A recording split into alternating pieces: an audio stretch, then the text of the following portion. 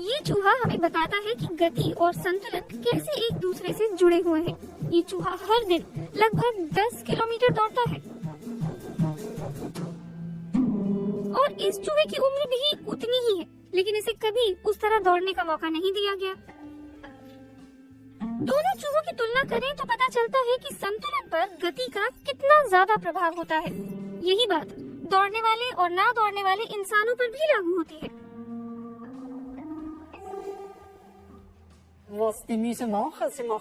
ये चूहे सिर्फ अपना स्टेमिना बढ़ाने की कोशिश कर रहे हैं, जिसका संतुलन और तालमेल से कोई लेना देना नहीं है। हमने इस तरह के मजबूत असर की उम्मीद नहीं की थी। स्विट्जरलैंड की बाज़ेल यूनिवर्सिटी के उनके साथी रिसर्चर तेज गति से चलने वाले चूहे से बहुत ही प्रभावित हुए। इसने संतुलन टेस्ट से सिर्फ 6 हफ्ते पहले ही ट्रेडमिल पर दौड़ना शुरू किया था। उससे पहले ये भी ना दौड़ने वाले चूहे की तरह ही था। तो फिर इस दौरान हुआ क्या? पहला संकेत कसरत करने और कसरत ना करने वाले चूहों की रीढ़ में मौजूद न्यूरॉन से मिलता है। हांशन की टीम ने पता लगाया कि कसरत करने की वजह से चूहों की रीढ़ की हड्डी की न्यूरॉन कोशिकाएं तेजी से बनने लगी और उनके बीच तालमेल भी बेहतर हुआ। मोटर न्यूरॉन मांसपेशियों को नियंत्रित करते हैं। यहाँ इन्हें बैंगनी रंग में देखा जा सकता है।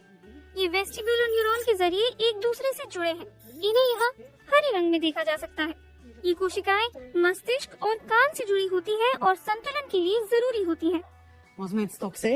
यहाँ बाईं ओर आप एक युवा चूहे की तस्वीर देख रहे हैं। यहाँ मोटर न्यूरॉन है और जैसा कि आप देख सकते हैं, वेस्टिब्युलर न्यूरॉन के साथ इनका कई जगह संपर्क होता है। यहाँ बीच में हमारे पास एक बूढ़े चूहे की तस्वीर है जो कसरत नहीं कर रहा था।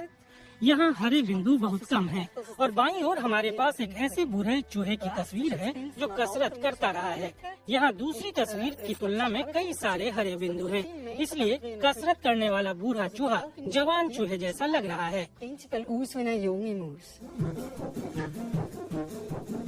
यानी एक बात तो साफ है कि कसरत से फर्क पड़ता है, फिर चाहे कसरत बुढ़ापे में ही क्यों ना शुरू की जाए।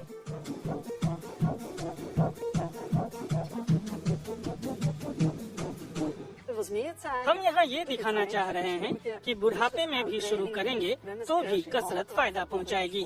कुछ ना करने से कुछ करना बेहतर है और शुरुआत करने में कभी देर नहीं होती। यूसुफ बिशोफ-बेकर की टीम कसरत करने वाले चूहे के दिमाग की कोशिकाओं को जांच रही है। ये ऐसी कोशिकाएं हैं जो हाल फिलहाल में ही बनी हैं और इन्होंने पाया कि ये युवा कोशिकाएं जो अभी अभी बनी हैं, ये आसपास वाली पुरानी कोशिकाओं की तुलना में ज्यादा जल्दी सक्रिय हो जाती हैं और ये दूसरी कोशिकाओं से ज्यादा जल्दी संपर्क साधने में भी सफल रहती हैं। इस तरह की नई कोशिकाएं अच्छी याददाश्त के लिए भी बेहतरीन साबित होती हैं और इन्हीं की बदौलत कसरत करने वाले चूहों की याददाश्त भी बेहतर हुई है। लेकिन इसमें एक दिक्कत है।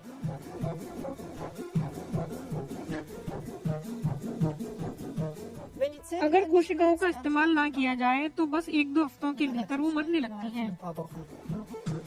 यानी सिर्फ कसरत करने से कोई चूहा या फिर इंसान आइंस्टाइन नहीं बन जाता।